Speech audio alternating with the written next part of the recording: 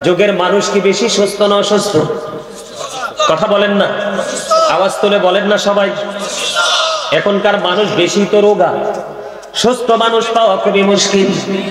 গ্রামে পর্যন্ত গেলে দেখা যায় মহিলারা বন্ধু ডায়াবেটিস হয়ে গেছে, বিভিন্ন রোগে আক্রান্ত। আছে না নাই? আমার দিকে তাকান, আমি শুরু করতেছি বন্ধু। ওই যে বলেছি আপনার আমার প্রাণীর নবী আমাদের জন্য সত্য নিয়ে এসেছে। قد جاءكم الرسول بالحق من ربكم فآمنوا خيرا لكم। আল্লাহ রাব্বুল আলামিন বলে দিয়েছেন, হাবিব, আল্লাহর প্রিয় হাবিব, আমাদের রাসূল আপনার আমার প্রাণের নবী আল্লাহর পক্ষ থেকে আমাদের কাছে সত্য নিয়ে এসেছেন। ফাআমিনু, সুতরাং তোমরা ঈমান আনো, খায়রাল লাকুম, তোমাদের জন্য কল্যাণ হবে।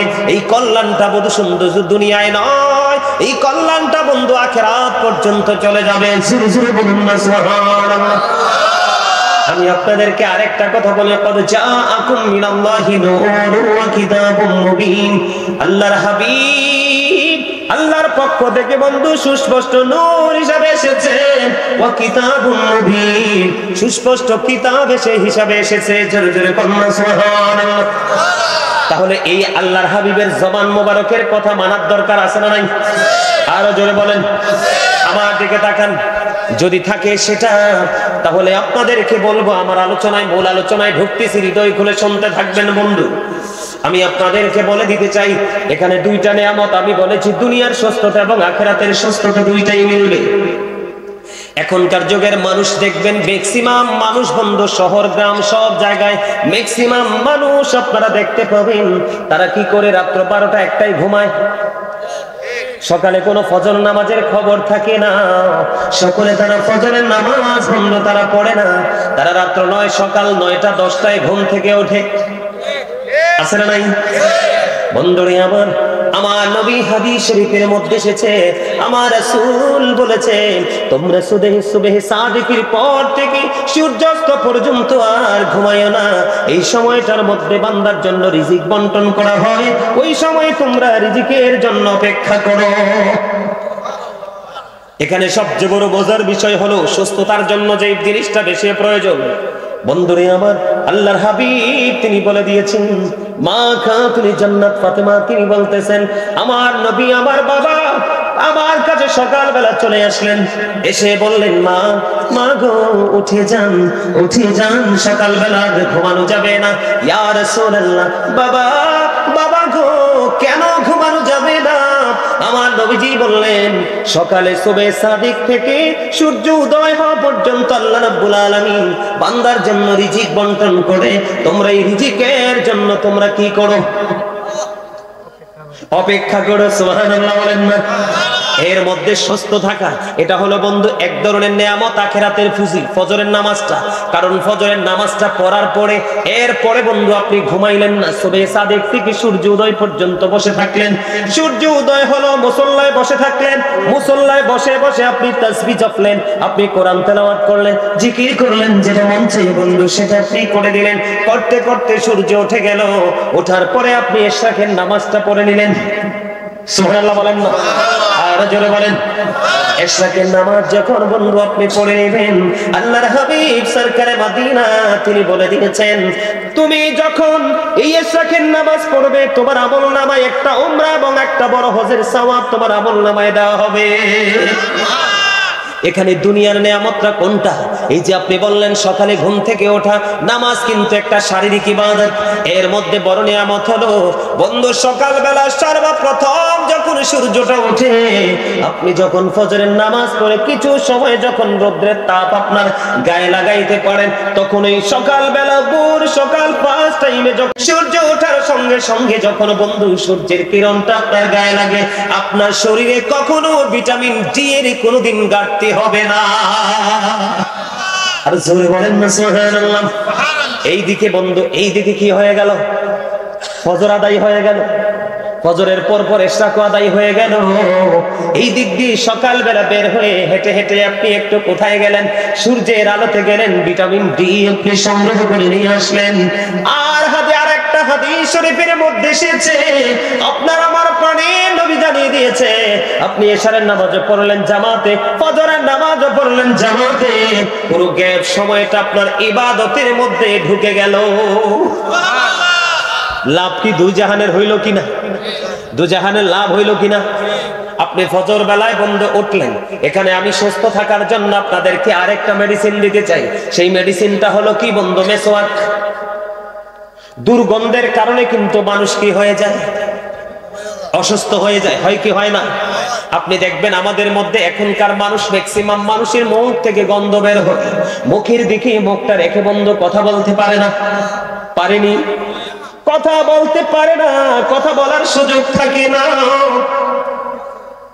কথা বলতে পারে না। এই জন্য আল্লাহর হাবিব তিনি বলে দিয়েছেন, তোমরা বেশি বেশি করে মেসওয়াক করো, কারণ মেসওয়াক যখন করবা দুর্গন্ধ দূর হয়ে যাবে, আর দুর্গন্ধ দূর হয়ে গেলে মানুষ সুস্থ হয়ে যাবে।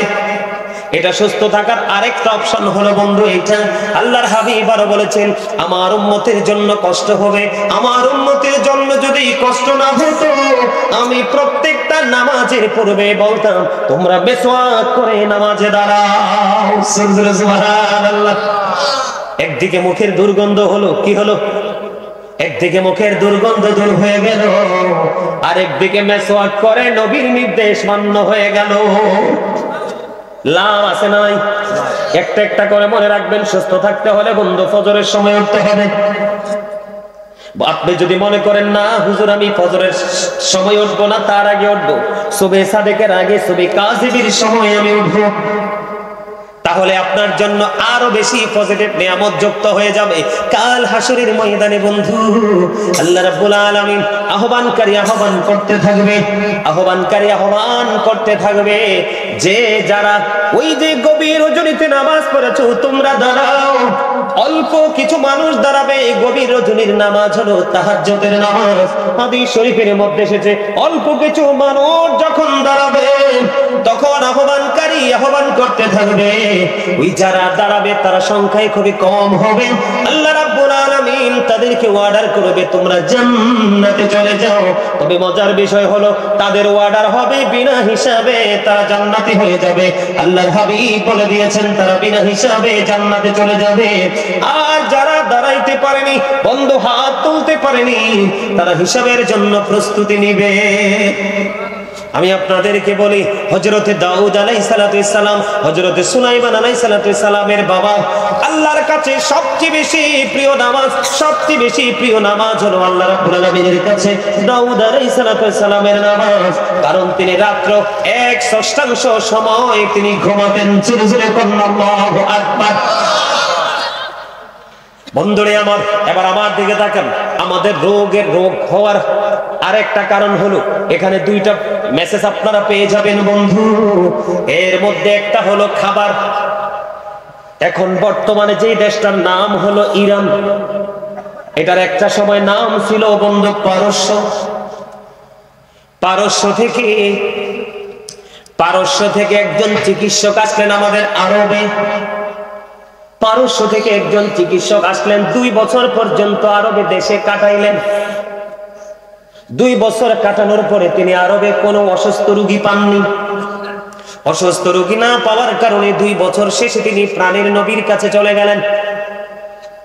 ইয়া রাসূলুল্লাহ, ইয়া হাবিবাল্লাহ, নবী গো, আমি আপনার এই দেশে 2টা বছর কাটিয়েছি, একটা অসুস্থ মানুষও আমি খুঁজে পাইনি। আপনার এই দেশের মানুষ সুস্থ থাকার কারণ কি? এটার পিছনে জাদুটা কি, নিয়ামতটা কি? এই কথা বলতে দেরি এবার আমার নবীজি বললেন, আমার দেশের মানুষ সুস্থ থাকার কারণ হলো, আমার দেশের মানুষ সুস্থ থাকার কারণ হলো তার এই পেটটাকে 3 ভাগে ভাগ করে। সুবহানাল্লাহ বলেন না? কয় ভাগে ভাগ করে? 3টি ভাগে ভাগ করে। একটি ভাগ খাবার দিয়ে ফিল আপ করে, আরেকটা ভাগ পানি দিয়ে ফিল আপ করে, আরেকটা ভাগ 100% খালি রাখে। তার মানে হলো অতিরিক্ত পেটে খিদা না লাগা পর্যন্ত তারা খাবার খেতে বসে না। আবার খাবার খেতে বসার পরে পেটটা ভরে যাওয়ার আগেই তারা খাবারটা ছেড়ে দেয়। জোরে জোরে সুবহানাল্লাহ। রাসূল বলেছেন কাফের খায় 7 পেটে, কাফের খায় কয় পেটে? রাসূল বলেছেন কাফেররা খায় 7 পেটে আর মুমিনরা খায় মাত্র 1 পেটে। সুবহানাল্লাহ বলেন না? তাহলে আপনাদেরকে কি করতে হবে? এখনই চা, এখনই কফি, এখনই গলা পর্যন্ত খাবার, এত খাবার খাওয়া যাবে না। বুঝে নিছেননি? আমার কথা বুঝতে পারছেননি আপনারা? পেটটাকে নিজে নিজে 3 ভাগ করবেন। কয় ভাগ? মাত্র একটা ভাগ আপনি খাবারে পুরাবেন, আরেকটা ভাগ আপনি পানি দিয়ে ফিল আপ করবেন। এই তোমরা আসো, বসো, এদিকে আসো, এদিকে, এই সামনে আসো। দেখতে তো মনে হয় হাফেজ সাহেব, এদিকে আসেন। এত দামি মানুষ আইছে, এইভাবে দাঁড়ায় থাকলে হয়? আসেন, আপনারা সামনে আসেন। এদিক দিয়ে, এদিক দিয়ে, এদিক দিয়ে, আমার সামনে। মনু জলদি করে চললাইও, মোট দাঁড়ে এককালে দাঁড়ে চললাইও। তোমরা হাসতেও পারলা না। সুস্থ থাকার জন্য হাসিও প্রয়োজন। রাসূল বলেছে আমি না। সুবহানাল্লাহ বলেন না? আরে আরো জোরে, আরো জোরে। লবণ ছাড়া খাবার, খাবারে লবণ না দিলে মজা হয়? কতক্ষণ হয়? হয় না? লবণে খাবারে লবণ না দিলে যেমনি মজা হয় না, ঠিক তেমনি ভাবে বন্ধু, ঈমান যদি টেকসই না হয়, প্রেম যদি শক্ত না হয়, কখনো আপনার কাছে আমলও মজা লাগবে না। বুঝে নিতে হবে মন কোথায়। আল্লাহর হাবিব আরো বলে দিয়েছেন, দুর্বল ঈমানদারের চাইতে শক্তিশালী ঈমানদাররা আল্লাহর কাছে বেশি পছন্দ। কি কথা বুঝেন না? আমার আপনাদের কাছে ভালো লাগে? এই ওয়াজটার কি দরকার না? আপনারা তো সব সময় কমন বিষয় আলোচনা শুনেন, আজকে একটু আনকমন বিষয় আলোচনা করার জন্য নিয়ে আসছি। কারণ যে আমারে দাওয়াত দিছে তার নামও সুলাইমান। তার সাহস কত, ফোনটা দিয়ে ভাইকে ডাক মারে, আবার মিথা কইয়া ডাক মারে। আমাকে তার সাহস তো মন্দ না। তো কি করব? তারই সম্মান, তারই ভালোবাসাকে আমি মূল্যায়ন করে আপনাদের কাছে এসেছি এবং আপনাদেরকে একটা নিয়ামত উপহার দিয়ে যেতে চাই। নিবেন তো? এটা আপনার আমার, এটা যদি আজকে যদি আপনি কাউন্ট করে রাখতে পারেন, এটা আপনার আমার দুনিয়া এবং আখিরাত দুটোকে নিয়ামতে পরিপূর্ণ করে দিবে। সুবহানাল্লাহ বলেন না? আল্লাহর কাছে কোন ঈমানদার বেশি পছন্দের? যেটা শক্তিশালী। দুর্বল যেটা, এটা আল্লাহর কাছে কম পছন্দের। কারণ শক্তিশালী ঈমানদার দিয়ে শক্তিধর কাজ হয়, পাওয়ারফুল কাজ হয়। এই জন্য আল্লাহর হাবিব বলেছেন, অনেক বেশি অল্প খাবার তোমরা খেও না, আবার অনেক বেশি খাবারও তোমরা খেও না। 3 ভাগে ভাগ করো পেটটাকে। কয় ভাগে? একটা ভাগ তুমি খাবার দিয়ে পোড়াও, আরেকটা ভাগ তুমি পানি দিয়ে পোড়াও, আরেকটা ভাগ তুমি খালি রাখো। এইভাবে যদি তুমি প্রতিনিয়ত চলতে পারো, তাহলে তোমার জীবনে সুস্থতা বেশি থাকবে। আমি আপনাদেরকে একটা এক্সাম্পল দেই। যদিও বন্ধু ব্রিটিশ রানী দ্বিতীয় এলিজাবেথ তিনি একজন বেঈমান ছিলেন। আপনাদেরকে বলি, অনলাইনে আপনারা চার্জ দিয়ে দেখবেন আমার কথা যদি মিথ্যে হয়। ও বন্ধু, লন্ডন, ব্রিটেন, ইংল্যান্ডের যে প্রধানমন্ত্রী আরো বেশ কয়েক মাস আগে মারা গেছে, প্রায় মনে বছর খানিক হবে, ব্রিটিশ রানী দ্বিতীয় এলিজাবেথ, যখন তিনি ইন্তেকাল করলো, ওনার দেশের যারা ডক্টর ছিলেন, অবজারভেশন যারা করেন, অ্যাস্ট্রোনমার যারা ছিলেন, তারা ওনাকে নিয়ে বন্ধু গবেষণা শুরু করলো। উনি তো ব্রিটিশ রানী ছিলেন। রানীর এত লম্বা সময়, এত লম্বা ক্যারিয়ারে রানী কিন্তু ডাক্তারের কাছে যেতে হয়নি, হসপিটালে ভর্তি হতে হয়নি। তখন তারা চুলচেরা বিশ্লেষণ শুরু করলো রানীকে নিয়ে। আপনারা দেখেন আমরা কতটা লজ্জিত, কতটা অপমানিত, কতটা বেহায়া মানুষ। আমরা মুসলমান, নবীকে আমরা নিজেকে মুসলমান দাবি করি, নিজেদেরকে ঈমানদার দাবি করি। আসলে ঈমানের ছাটাপোটা কতটুকু আছে আমি জানি না বন্ধু। আমরা মুসলমান হয়ে, নবীর উম্মত হয়ে সেটা আমরা পালন করতে পারি না, অথচ বেঈমান কাফেরেরা সেটা বন্ধ ফলো করছে। ব্রিটিশ রানীর জীবন বৃত্তান্ত যখন তারা ঘাটা শুরু করলো, ঘাটতে ঘাটতে ঘাটতে ঘাটতে খুঁজতে খুঁজতে পেয়ে গেল ব্রিটিশ রানীর জীবনে অতিরিক্ত কোনো কর্ম ছিল না। একটা কর্ম ছিল, যেটা আমি বলেছি আমার নবীর শিক্ষা। ওমা সুবহানাল্লাহ কর নাকি? একটা শিক্ষা। রানী নাকি কি করতো জানেননি? খাবার নিয়ে যখন বসতো, পুষ্টিকর খাবার খাইতো। তিনি দিনে 3 বার 4 বারও তিনি খাবার খাইতো। তিনি 3 বার 4 বার বন্ধু তিনি খাবার খেতেন, অল্প অল্প করে তিনি খাবার খেতেন। পেটে খিদা লাগছে, একটু খেয়েছে, পানি খেয়ে চলে গেছে। আবার যখন খিদা লাগতো তিনি আবার এসে খাবারে বসতেন, একটুখানি খাবার খেয়ে তিনি পানি খেয়ে আবার চলে যেতেন। এমনি করে করে তিনি তোনার জীবনটাকে শারীরিক এক্সারসাইজ, মানসিক ভাবে স্যাটিসফাই ছিলেন বন্ধু। এই কারণে রানী লম্বা সময় বন্ধু, এই রিসেন্ট ঘটনা আপনারা যুবক যারা তোমাদেরকে বলছে অনলাইন ঘাটবা, আমি যদি মিথ্যা বলে থাকি, তারা তখন ঘাটার পরে দেখলেন রানীর জীবনে স্পেসিফিক কোনো সাধনা ছিল না, কোনো রেয়াজত ছিল না, একটা মাত্র রেয়াজত নবীর শিক্ষা। সুবহানাল্লাহ বলেন না, আরো জোরে বলেন। বন্ধু আমি বলি না যে চিরজীবন বেঁচে থাকবো, বন্ধু যখন আপনার সময় হবে তখনই চলে যেতে হবে, কিন্তু যেইটুকু সময় আমি পৃথিবীর বুকে বিচরণ করব, আমি যেন সুস্থ অবস্থায় থাকতে পারি, আমি যেন কারো বোঝা না হই। বন্ধুরে আমার, এবার আমার দিকে তাকান। পানির মধ্যে সবচেয়ে উত্তম পানি হলো জমজমের পানি। কিসের পানি? জমজমের। সব পানি বৈশা খাই, জমজমের পানি কিন্তু দাঁড়াই খাইতে হয়। আল্লাহর হাবিব তিনি জানিয়ে দিয়েছেন, রে যুবক, এই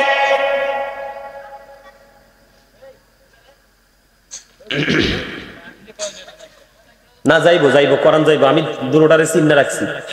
আমি কিন্তু এবার আঙ্গুল দিছি, নেক্সট টাইম কিন্তু বলবো ইউ স্ট্যান্ড আপ। মনু এককালে দাঁড়াইয়ে যা। আরে তোমরা এখনো হাসতে পারলা না মিয়া? হাসো হাসো, চাই দাঁত দিই, দাঁত দাঁত। এই মিয়া আইতে আছি ওয়াজ, এটা হাসির ওয়াজ করবো। হাসি মানুষের জীবনে কত বেশি প্রয়োজন, কতটা ইম্পর্টেন্ট সেটা আমি আলোচনা করবো আজকে, একটু করে করে আসছি। আমার নবীজি জানিয়ে দিয়েছেন, দেখেন মানে সুস্থ থাকার জন্য খাবারের পরিমাণটা আগে আপনাদেরকে বুঝাই দিলাম, এরপরে কোন কোন খাবারটা আপনার জীবনে বেশি প্রয়োজন। আল্লাহ মানুষকে অসুখ যেমন দেয়, এটার ঔষধও কিন্তু দিয়েছে, ঠিক কিনা বলেন? রোগ যেমন দিয়েছে ঔষধও দিয়েছে। বন্ধু এর মধ্যে বড় একটা নিয়ামত আমার নবী বলে দিয়েছেন, তোমরা বেশি বেশি করে খেজুর খাও, জমজমের পানি খাও, এটা বড় একটা নিয়ামত। তোমরা জমজমের পানি খাও, বেশি বেশি করে খেজুর খাও, জৈতুনের তেল ম্যাসেজ করো, তোমার শরীরে ম্যাসেজ করো, অথবা তুমি খাও। নবীজি বলেছেন বেশি বেশি করে তুমি মধু খাও। মায়েশা সিদ্দিকা রাদিয়াল্লাহু তাআলা আনহা থেকে হাদিসখানা বর্ণিত, আপনার আমার প্রাণের নবী তিনি বলে দিয়েছেন, বন্ধু কোন মানুষ যদি প্রত্যেকদিন ঘুমানোর আগে সব খাবার শেষ, এটা খাওয়ার পরে আর কোনো খাওয়া খাবেন না, সব খাবার শেষ, খাবার খাওয়ার পরে যদি 3 আঙ্গুলের 1 চিমটিতে যতটুকু কালিজিরা ওঠে, ওইটুকু কালিজিরা আপনি খেয়ে ফেলবেন। মাসে বেশি না 31 দিনের মধ্যে মাত্র 2 থেকে 3 দিন। সকালবেলা যদি খালি পেটে ওঠে, আপনি যদি 1 ফোঁটা 2 ফোঁটা 3 ফোঁটা মধু যদি আপনি খেতে পারেন, আল্লাহর হাবিব সরকারে মদিনা তিনি বলে দিয়েছেন, তোমাকে কোনোদিন বড় কোন রোগ তোমাকে আক্রমণ করবে না। জোরে জোরে বলেন না সুবহানাল্লাহ, আরে জোরে সুবহানাল্লাহ। খেজুর বেশি বেশি করে খাবেন, জমজমের পানি বেশি বেশি করে খাবেন, জৈতুনের তেল খাবেন, বন্ধু মধু খাবেন, কালিজিরা খাবেন, আপনার জীবন সুস্থ হয়ে যাবে। তবে গোশত মিট খাওয়ার ক্ষেত্রে কিন্তু একটা কন্ডিশন নবীজি দিয়েছেন, তোমরা বেশি বেশি করে দুধ পান করো। কি করো? ছাগল হালাল, ছাগলের দুধ পান করো, গরুর দুধ পান করো, উটনির দুধ পান করো, কিন্তু গোশতটা বেশি খেও না। নবীজি বলেছেন দুধের মধ্যে শারীরিক উপাদান এত বেশি রয়েছে, কারণ গবাদি পশু যখন মাঠে নেমে যায় কত ধরনের বন্ধু ঘাস তরুলতা তারা ভক্ষণ করে। হাদিস শরীফের মধ্যে এসেছে ওইগুলো থেকে দুধ উৎপাদিত হয়, গাভীর বাটি উটনির বাটি দুধ চলে আসে, ছাগলের বাটি দুধ চলে আসে। এই জন্য নবীজি বলেছেন তোমরা গোশত কম কম খাও, দুধ বেশি বেশি করে খাও। তবে দুধ যে খাবেন আবার আন্তাজি খাইলে হবে না। যাদের লিভারটা স্লো, উইক, পাওয়ারলেস লিভার, আপনার এই জায়গাটা কিন্তু আপনার বড় গুরুত্বপূর্ণ। মনু মুর্দারে মোর দিকে তাকাও, হাসবা বাইর যাইয়া, এখন না। লিভার বুঝুনি, কোন শক্ত খাবার খাবা না, দাঁত দিয়ে চাল্লা এটাকে ফিনিশ করার জন্য এটাকে ভালো করে চিবিয়ে তুমি কি করবা, ভিতরের দিকে প্রবেশ করবা। লিভারের কাজ হলো আপনার খাবারটাকে বন্ধু মেশিন যেইভাবে মরিচকে গুঁড়া করে ফেলে, হলুদকে গুঁড়া করে ফেলে, লিভারের কাজ হলো ওই খাবারটাকে বন্ধু একেবারে চিবিয়ে একবারে লিকুইড করে আপনার স্টমাক পর্যন্ত পৌঁছে দেয়। আপনি যখন হিসাবের বাইরে খাবার খাবেন লিভারের উপর প্রেসার পড়বে। আপনারা হসপিটালে গিয়ে দেখবেন, আমি যদি বলি বন্ধু আপনারা বিশ্বাস নাও করতে পারেন, আপনি এখন হসপিটালে গিয়ে দেখবেন ম্যাক্সিমাম মানুষের পেটি লিভার। কথা বলেন না কেন? আরো যদি বলেন ঠিক না ঠিক? এখানে কারণ কয়েকটা। একদিকে হলো বন্ধু খাবার অনেক বেশি খাওয়া, আর একদিকে হলো আগের যুগে আমার চাচা যারা আছেন, আমরাও ছোট থাকতে দেখছি হাডুডু খেলে না, কুস্তি খেলে নাই, দাড়িবান্ধা খেলে নাই, খেলছে কিনা? এই খেলাগুলো আসিল কিনা? আপনি চাচা বলেন, আপনারা বলেন, ওই যুগের মানুষ বেশি সুস্থ ছিল না এই যুগের? ওই যুগের মানুষ, তার কারণ হলো এখন মুরব্বীরা কোনো কথা বললে, এখনকার যুগের বেয়াদব বাচ্চারা মুরব্বীদের কথা শোনে না। মুরব্বীরা কোনো কিছু বললে তাদেরকে 100% কন্টিনিউয়াসলি ইগনোর করে। করে কি করে না? আমি এদেরকে বেয়াদব ছাড়া কিছুই বলতে পারি না। আমি যদি বলি, ও তোমরা যারা মুরব্বীদেরকে ওভারটেক করতেছো, তোমরা যুবক, আমি আজকে অনলাইনে আলোচনা করতেছি, মিডিয়ার মাধ্যমে গোটা পৃথিবী দেখবে। আমি আজকে আপনাদেরকে বলি, আগের যুগের মানুষগুলো যদিও শিক্ষাগত যোগ্যতা কম ছিল, কিন্তু তাদের বিবেক ছিল অত্যন্ত স্ট্রং। আল্লাহর হাবিব বলেছে, আমার দিকে তাকান, খাবার খাইয়া সঙ্গে সঙ্গে শুয়ে যাবেন না। খাবার খাইয়া সঙ্গে সঙ্গে শোয়া যাবে না। কমপক্ষে 40 কদম হাঁটবেন। যদি পারেন একটু খেলাধুলা করবেন। কি করবেন? যদি পারেন একটু খেলাধুলা করবেন, হাঁটাহাঁটি করবেন, একটু এক্সারসাইজ করবেন সুস্থতার জন্য। বন্ধু, সুস্থতার জন্য হাঁটাহাঁটি, দৌড়াদৌড়ি, খেলাধুলার বিকল্প নেই। তবে খেলাধুলাতে জুয়া ঢুকানো যাবে না। এখনকার খেলায় তো জুয়া ঢুকে, ঢুকি কি ঢুকে না? আরো জোরে, ঢুকি কি ঢুকে না? বিপিএল খেলে কোন দেশে, আইপিএল খেলে কোন দেশে, বাংলাদেশে কোবাকুবি করে মারে, আছে না নাই? আর মরে কি নিয়ে? জুয়া খেলা নিয়ে। তুমি সুস্থ থাকতে হলে এই খেলা খেলতে হবে, ওইটা না। আল্লাহ বলেছেন, ইন্নামাল খামরু ওয়াল মাইসিরু ওয়াল আনসাবু ওয়াল আজলামু রিজসুম মিন আমালিশ শাইতান। আল্লাহ বলেছেন, মদ, জুয়া, মূর্তি, ভাগ্য গণনা, ঘৃণা বস্তু শয়তানের কাজ। কার কাজ? এখন শয়তান আপনার আমার বন্ধু না শত্রু? Satan is the eternal enemy of the believers. শয়তান ঈমানদারদের প্রকাশ্য শত্রু। তবে 100% মুমিন এবং মুমিনা যারা, তাদের জন্য নবীজি আল্লাহ মেসেজ দিয়েছে, ইন্না কাইদা শাইতানি কানা দাঈফা। আল্লাহ বলেছেন, শয়তান ডিসিপশন ইজ ভেরি উইক। শয়তানের ধোঁকা মুমিনের জন্য একেবারে দুর্বল। হাজার চেষ্টা করেও মুমিনকে আটকাতে পারে না। নবীজি বলেছেন, সুস্থ থাকার জন্য হাঁটাহাঁটির কোনো বিকল্প নেই। তুমি কুস্তি খেলো, শারীরিক এক্সারসাইজ হবে। 100 মিটারের দৌড় খেলা দাও, জাম দাও, লাভ দাও, ঠিক কিনা বলেন? এরকম খেলাধুলা করেন, বেশি বেশি করে হাঁটেন। হযরত আবু হুরায়রা রাদিয়াল্লাহু তাআলা আনহু বলেছেন, আমি পৃথিবীতে আমার জীবদ্দশায় অনেক মানুষকে হাঁটতে দেখেছি, আমার নবীর মতো এত কুইকলি, এত দ্রুত হাঁটতে আমি কাউকেই দেখি না।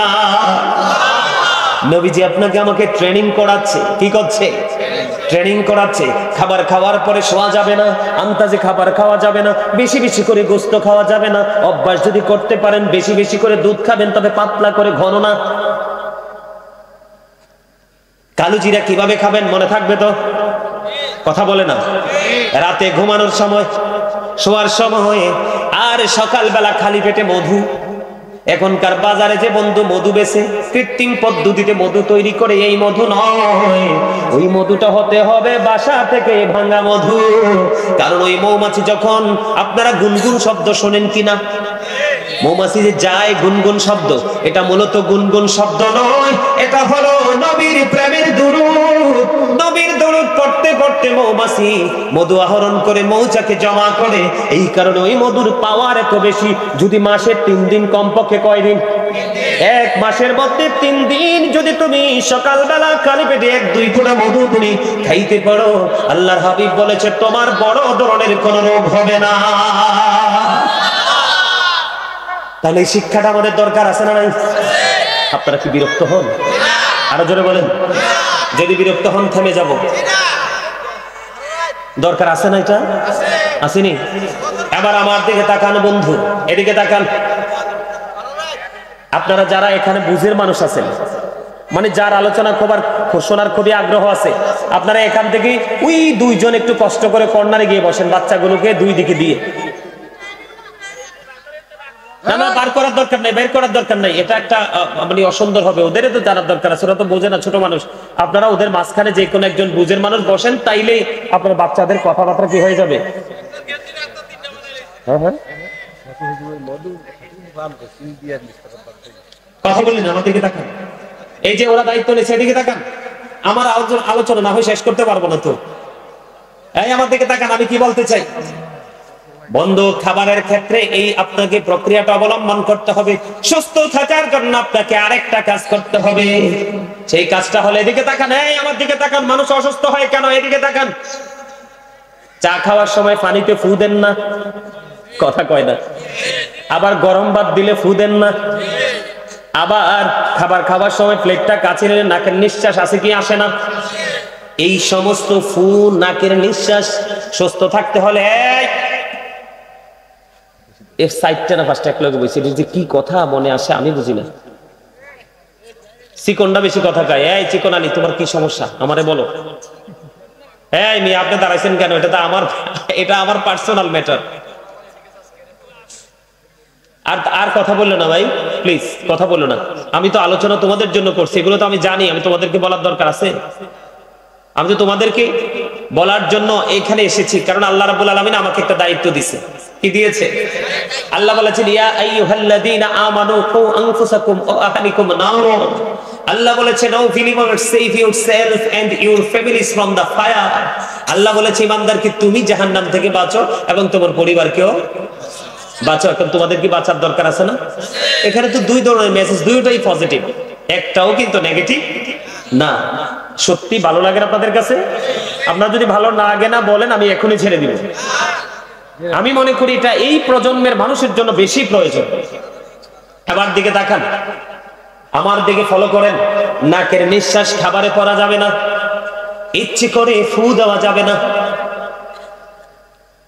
কারণ নিঃশ্বাসটা যখন আসে, এই আপনারা বাংলা ভাষা মোস বলেন, মোস, আমরা বলি কিতাবের ভাষায় গফ।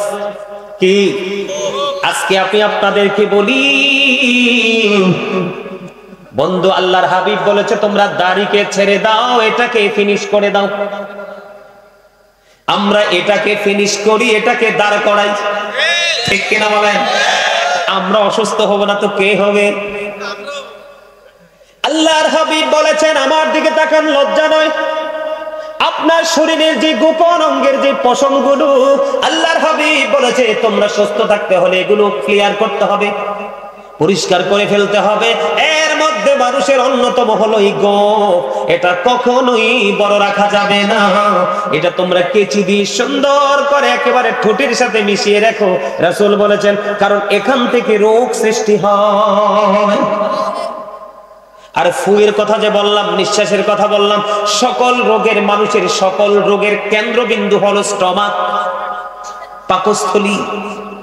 কথা বুঝেননি আমার? সকল রোগের কেন্দ্রবিন্দু হলো পাকস্থলী, স্টমাক। আপনার যখন নিঃশ্বাস বের হয় ভিতর থেকে আসে, ফু যখন দেন ভিতর থেকে আসে। এই জন্য কোনোভাবেই ফু দিয়ে কোনো খাওয়া যাবে না, এটার মধ্যে বিমার আছে। আল্লাহর হাবিব বলেছেন, এইগুলো থেকে তোমাকে কি থাকতে হবে? দূরে দূরে বন্ধ থাকতে হবে। বগলের নিচে পশম আসেনি, কথা বলে না। এগুলো কি বড় করা যাবে না, এগুলো ক্লিয়ার করতে হবে। এমনি করে করে বন্ধু এই কাজগুলো আমাদেরকে করতে হবে। হ্যাঁ মনু, হেইয়া তো সারা জীবনে শুনছেন, এই আগে কইলেন কি কন? তে আমারে পাগল করতেছে, কারবালার ওয়াজ করতাম। আচ্ছা, কারবালার ওয়াজটা এটা আমাদের জীবনে কি আমরা শুনতেছি না? আমি তো তারে বলছি যে আমি তোরে কারবালার ওয়াজ শোনাবো, কিন্তু এই বিষয়টাকে শেষ করি না। হ্যাঁ, ইমাম হুসাইন শহীদ হয়েছে, এগুলো তো আমরা সবাই জানি, জানি কি জানি না? কিন্তু তারপরও আমাদের এই যে আমাদের মধ্যে একটা নতুন একটা অনুভূতি চলে আসে। আসে কি আসে না? আসে। শহাদায়ে কারবালা আমাদের এখান থেকে আমরা অনেক কিছু অর্জন করতে পারি, ঈমানি চেতনাকে বৃদ্ধি করতে পারি। আমি সেই জায়গাটা নিয়ে আলোচনা আপনাদের কাছে করব, তবে আমি মনে করি এই জিনিসটা বেশি প্রয়োজন। আরে মিয়া, হসপিটালে গেলে সিট পাওয়া যায় না, ডাক্তার পর্যন্ত টায়ার্ড ফিল করে রোগী দেখতে দেখতে। এত রোগ আসে কোত্থেকে? এটার জন্য দায়ী আমরা নিজে। কি লাভ হবে আমি অন্যজনকে দোষে, সব পেয়েছি আমি আমার আপন কর্ম দোষে। কাউকে দোষ দিয়ে কোনো লাভ? আপনার আমার কর্ম ভালো, ঠিক কিনা? এবার আসেন বন্ধু, আমার নবীজি বলেছেন সুস্থ থাকতে হলে তোমাকে হাসি খুশি থাকতে হবে, ফ্রি থাকতে হবে, মানুষের সাথে মিষ্টি আলাপ করার একটা অভ্যাস সমাজের মধ্যে একটা প্রচলন তোমরা বাড়াইতে হবে। এখনকার মানুষ কি কেউ কারো বাড়িতে যায়? আমি যখন ছোট ছিলাম বন্ধু, আমাদের গ্রামটা খুবই ছোট, নামাজ ছাড়া, ক্লাস ছাড়া, পড়া ছাড়া বাকি সময় ওই বাড়ি ওই বাড়ি ওই বাড়ি, এইজন ওইজনের সাথে গল্প করতে করতে সময় যাইতো। কিন্তু এখনকার ছেলেরা কি গল্প করে? এখনকার ছেলেরা এটা করে। কোনটা? আপনারা এটাকে বলেন মোবাইল, আমি বলি সর্বশ্রেষ্ঠ বিষাক্ত সাপ। বন্ধু, পৃথিবীর সাপের বিষ আপনি ওঝা দিয়ে, ডাক্তার দিয়ে বন্ধু ধ্বংস করতে পারবেন। এই সাপের বিষ এমন ভাবে সমাজে ছড়িয়েছে, এই সাপের বিষ থেকে বাঁচার কোনো উপায় নাই। একটা ছেলের মাথা ঠিক নাই, একটা ছেলের জবান ঠিক নাই, একটা ছেলের চোখ ঠিক নাই, একটা ছেলের কান ঠিক নাই, একটা ছেলের হাত ঠিক নাই, একটা ছেলের পা ঠিক নাই। সবগুলো বেঠিক হইতে হইতে হইতে হইতে তার হৃদয় পর্যন্ত বেঠিক হয়ে গেছে। তার হৃদয়ে শুধু কালো কালো চিহ্ন দেখা যায়।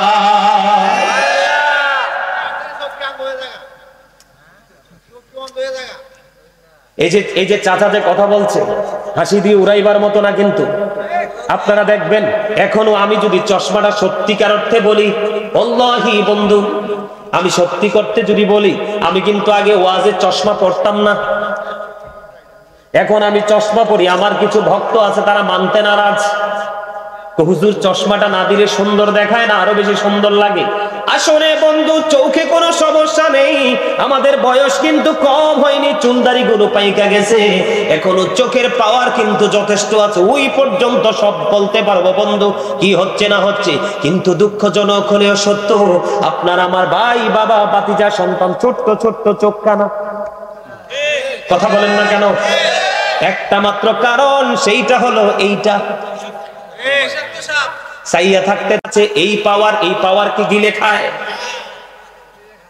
আপনি মোবাইল থেকে দূরে যান, দেখবেন আপনি কত রিল্যাক্স ফিল করতেছেন। বন্ধুরে আমার, ওই যে আমি একটু আগে হাসি খুশির কথা বললাম, আল্লাহর হাবিব বলেছে তোমরা যদি সুস্থ থাকতে চাও, বেশি বেশি করে তোমরা হাসি খুশি থাকো, ফ্রি মোডে একজন আরেকজনের সাথে হাসি খুশি ভাবে চলতে শিখো। কারণ আপনি যখন বন্ধু অনেক বেশি কি থাকবেন, আপনার মধ্যে অনেক রিজার্ভ থাকবেন, রাগান্বিত থাকবেন, তখন এই রাগ নাকি, আল্লাহর হাবিব বলেছেন এই রাগ নাকি মানুষের হার্টকে কি করে, অ্যাটাক করে। আল্লাহর নবী সরকারে মদিনা তিনি বলেছেন, যিনি কুস্তি খেলায় জিতে উনি শক্তিশালী নয়, যিনি তার রাগকে কন্ট্রোল করতে পারে তিনি হলেন শ্রেষ্ঠ শক্তিশালী। কি আপনি দেখবেন গায়ের জোরের থেকে কৌশলের জোর বড় না গায়ের জোর বড়? কৌশলের জোর বড়। সুস্থ থাকার জন্য সবচেয়ে বড় কৌশল হলো রাগকে কন্ট্রোলিং এ নিয়ে আসা। আল্লাহর হাবিব বলেছেন যদি তোমার অনেক বেশি রাগ হয় তুমি বসে যাও, তারপরেও যদি কন্ট্রোল করতে না পারো তুমি শুয়ে যাও। ফ্রি থাকতে চেষ্টা করো, ফ্রি যত বেশি থাকবা তুমি, হাসি খুশি যত বেশি থাকবা, তোমার সুস্থতার মান তত বেশি ভালো থাকবে, হার্টে কোনো প্রবলেম হবে না, প্রেসার আসবে না।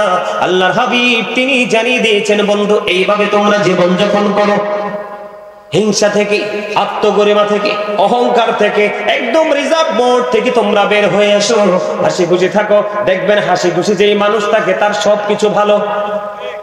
যেই মানুষটা একটু গোমরা থাকে, একটু বারবার দেখবেন তার চারপাশ ভার হয়ে যায়। আমি আপনাদেরকে এই বিষয়টা শেষ করে দেই বন্ধু, সুস্থ থাকতে হলে আরেকটা কাজ আপনাকে আমাকে বেশি করতে হবে। শুরু যেমনি করেছি ফজরের নামাজ দিয়ে, তেমনি ভাবে আপনাকে আমাকে আরেকটা অভ্যাস করতে হবে, যে নামাজটা হলো সালাতুল ইশারের নামাজ। আল্লাহ রাসূল কি করতেন? আল্লাহ রাসূল মাগরিবের পরে খাবার খেয়ে ফেলতেন। এশার নামাজ পড়ার পরেই তিনি বিছানায় চলে যেতেন। বন্ধুরে আমার, তাড়াতাড়ি ঘুম, রাত্রি জেগে থেকে আপনি পড়াশোনা করেন বা যাই করেন, এটা মোটেও কিন্তু বন্ধু শোভনীয় নয়। আপনি রাতে তাড়াতাড়ি ঘুমাবেন, সকালে তাড়াতাড়ি উঠবেন, এটা আপনার সুস্থতার জন্য অনেক বেশি গুরুত্বপূর্ণ ব্যাপার। আরেকটা বিষয় হলো, হাদিস শরীফের মধ্যে এসেছে আমার নবীর মতো এত মিষ্টি, আমার নবীর মতো তো হাস্যোজ্জ্বল চেহারা হাদিসের রাবী বলেছেন আমি আর কাউকে দেখতে পাইনি। এখন আপনারা সবাই হাসি খুশি থাকবেন কিনা? আপনি যদি সুস্থ থাকতে চান, নবীজি বলেছেন বন্ধনে আমার সামাজিক বন্ধনে আবদ্ধ হতে হবে। আর এই সামাজিক বন্ধনে আবদ্ধ হতে হলে আপনাকে একটা কাজ করতে হবে, পরিচিত হোক অপরিচিত হোক, মুসলমানকে দেখা মাত্র সালাম দিয়ে দিবেন। কোন মানুষ মারা গেলে তার জানাজায় অংশগ্রহণ করবেন। কেউ যদি বিপদে পড়ে তাকে বিপদ থেকে উদ্ধার করার জন্য যাবেন। কেউ যদি অসুস্থ হয় তার সেবা করে নেবেন। রাজি আছেননি? আরো জোরে বলেন। তখনই দেখবেন সামাজিক একটা বন্ধন তৈরি হবে, আপনার আমার মধ্যে আলাদা হাস্যোজ্জ্বল একটা পরিস্থিতি তৈরি হয়ে যাবে। এটা মানুষের জীবনে সুস্থ থাকার জন্য গুরুত্বপূর্ণ একটা ভূমিকা রাখে। জোরে কন্যা সুবহানাল্লাহ। এই কাজগুলো করবো কিনা? রাতে তাড়াতাড়ি ঘুমাবো, সকালে তাড়াতাড়ি উঠবো, ফজর পড়বো, বন্ধু মেসওয়াক করবো, হিংসা বিদ্বেষ থেকে দূরে থাকবো, বন্ধু সীমিত পরিমাণ খাবার খাবো, হাঁটাহাঁটি বেশি করে করবো, পাশাপাশি 5 ওয়াক্ত নামাজ আমরা সঠিকভাবে পড়বো। কারণ নামাজ হলো শারীরিক একটা বড় ইবাদত। যাদের মাজায় ব্যথা, আজকে বলি, যাদের মাজায় ব্যথা, হাঁটুর ব্যথা, একটানা 40 দিন আপনি কি করবেন? দাঁড়িয়ে বসে নামাজের সিস্টেম অনুযায়ী নামাজ পড়ে নেবেন, দেখবেন আপনার ব্যথা চলে যাবে। কথা কি বুঝতে পারছেন? হাঁটাহাঁটি করতে ভুলে যাবেন না, মনে থাকবে তো? উপস্থিতি বাবা যারা হয়েছেন, বাবাকে আমি বলছি, মা যারা হয়েছেন চান্দিনা অম্বরপুর পনসাই গ্রামের আমার মা, মা গো হৃদয় খুলে শোনো, আমি আমার বোনদেরকে বলছি, বোন হৃদয় খুলে শোনো। আজকে যারা আবার এই জান্নাতের বাগানে উপস্থিত হয়েছো, যুবক বন্ধু তোমাদেরকে বলছি, তোমরাও শোনো। তোমরা অতটা ছোট না, অতটা বিবেকহীন নও। কাল বাদে পরশু তোমরাও বাবা হবে। আজকে তুমি যে বাবাকে, মাকে, মায়ের হুকুম অমান্য করে যে কষ্ট দিয়েছো, আগামী কালকে সেই কষ্টটা ডাবল রূপে তুমি রিটার্ন পাবে। মনে রাখবা, আমি আজকে এখানে বলে গেলাম, বেঁচে থাকবো বা মরে যাবো জানি না, দেখা হবে কিনা সেটাও জানি না। মনে রাখবা, বলে হুজুর এখানে আসলেন কেন? তার কারণ হলো আল্লাহর হাবিব সরকারে মদিনা তিনি জানিয়ে দিয়েছেন, বাবা মা যারা হয়েছেন তাদেরকে আল্লাহর হাবিব বলে দিয়েছেন, আদিবু আওলাদাকুম আলা তালাতি খিসানিন হুব্বি নবীকুম ওয়া হুব্বি আহলি বাইতিহি ওয়া আলা কিরাতিল কুরআন। আল্লাহর হাবিব তিনি জানিয়ে দিয়েছেন, তোমরা তোমাদের সন্তানদেরকে 3টি বিষয় শেখাও। এখন 3টির মধ্যে ফার্স্ট কোনটা? হুব্বি নবীকুম, teach the love of the prophet, নবীর ভালোবাসা শেখাও। ওয়া হুব্বি আহলি বাইতিহি, টিচ ফ্যামিলি লাভ, নবীর পরিবারের ভালোবাসা শেখাও, নবীর আহলে বাইতের ভালোবাসা শেখাও। ওয়া আলা কিরাতিল কুরআন, আল্লাহ রাব্বুল আলামিন বলেছেন, learn to recite the holy Quran. বন্ধু আমি প্রতিদিন চেষ্টা করি, আমি যদি বলি I recite the holy Quran everyday in the morning and evening, আমি প্রত্যেক দিন কোরআন তেলাওয়াত করার চেষ্টা করি, হয় নিখুঁত কোরআন শরীফ, না হয় কিতাবের মাধ্যমে। কারণ এই কোরআন হলো আপনার আমার জন্য ল। সুবহানাল্লাহ বলবেন না? আজকে আমি তোমাদেরকে বলি, তোমরা যে চুল কেটেছো ইহুদিদের স্টাইলে, আজকে তোমরা যে তোমাদের জান্নাতের বাগানে এসেছো, তোমাদের ধর্মীয় সংস্কৃতির একটা গুরুত্বপূর্ণ জায়গা, এখানে এসেছো মেহমান হয়ে আসতে পারোনি। তার কারণ তোমরা 24 ঘন্টা 24 আওয়ার্স তোমরা কি করো? ইহুদিদের সংস্কৃতিকে তোমরা লালন করো। এই জন্য বন্ধু তোমাদের মধ্যে ঘাটতিটা, আমি তোমাদেরকে বলবো অবিনীত ভাবে, তুমি সারাদিন ঘুরো, যেখানে মন চাই সেখানে যাও, ও বন্ধু, কিন্তু মসজিদে যখন যাবে তুমি নামাজি হয়ে যাইও। মাহফিলে যখন আসবা তুমি জান্নাতের মেহমান হয়ে আইসো। এই যে ছেলেটাকে দেখো, ওরে আমি কত বছর এখানে পাইছিলাম, কত সুন্দর পাঞ্জাবি পড়েছে, কত সুন্দর টুপি দিয়েছে। আজকে প্রত্যেকটা ছেলে যদি এত সুন্দর করে টুপি পড়তাম, তোমার চাইতে সে একটু বেশি দামি হয়ে গেছে। কেন জানোনি? টুপি পরা সুন্নাত। টুপি পরা কি? লম্বা জামা পরা সুন্নাত। সে পাঞ্জাবি পরেছে, অতিরিক্ত একটা সুন্নাত আমল করে ফেলেছে। টুপি পরেছে, সে অতিরিক্ত একটা সুন্নাত আমল করে ফেলেছে। আল্লাহর হাবিব জানিয়ে দিয়েছে, ক্লান্তি লাগলে কোন মানুষ যদি একটা সুন্নাতকে জিন্দা করে যদি সে মৃত্যুবরণ করতে পারে, আল্লাহ রাব্বুল আলামিন খুশি হইয়া কাল হাসরের দিন তাকে 100 শহীদের মর্যাদা দিয়ে জান্নাতে ঢোকাবে। এগুলো জানবেন কোত্থেকে? আলেমদের সাথে সম্পর্ক থাকলে। এগুলো শিখবেন কোত্থেকে? আলেমদের থেকে। আলেমদের সাথে সম্পর্ক রাখলে। অসুস্থ হলে ডাক্তার লাগে, বাড়ি বানাইলে ইঞ্জিনিয়ার লাগে, সন্তানকে শিক্ষিত করতে হলে টিচার লাগে। লাগে কি লাগে না? এমনি করে বন্ধু, আপনি দুনিয়া এবং আখিরাতকে বুঝতে হলে আপনার জীবনে আলেমের প্রয়োজন। একজন না একজন সত্যিকারের হক্কানি আলেম বেছে নেবেন। সব আলেমও কিন্তু বন্ধু হক নয়। কিছু কিছু আলেম দিয়ে জাহান্নাম উদ্বোধন করা হবে।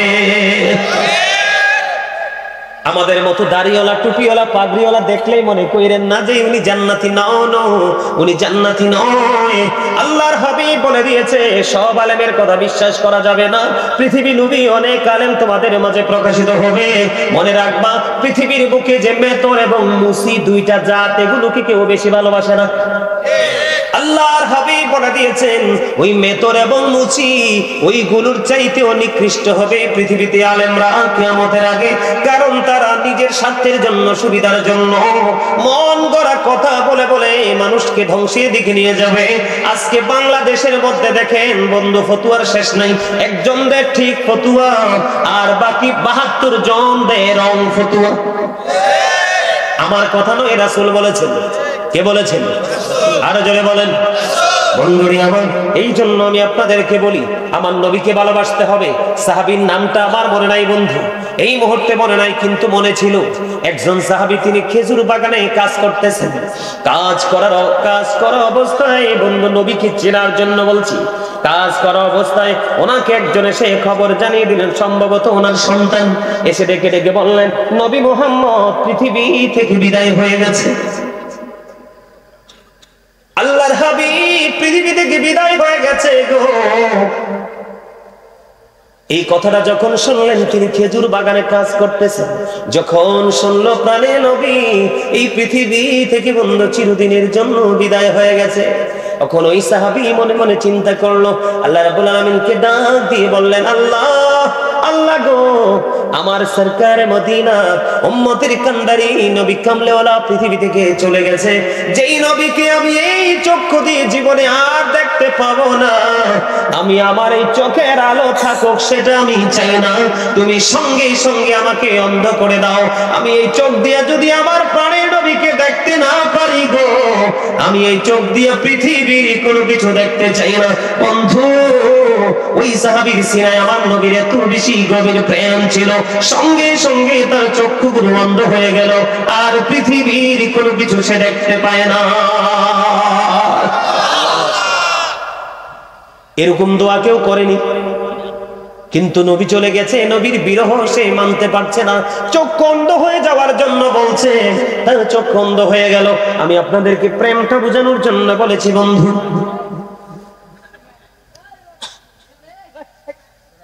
ওই ধরনের প্রেম আমরা আমাদের সিনায় ঢুকাতে চাই কি চাই না? কথা বলেন। আপনি আমি কি চান? আপনারা কি আমার থেকে সেই সাজেশনটা নেবেন? এখনকার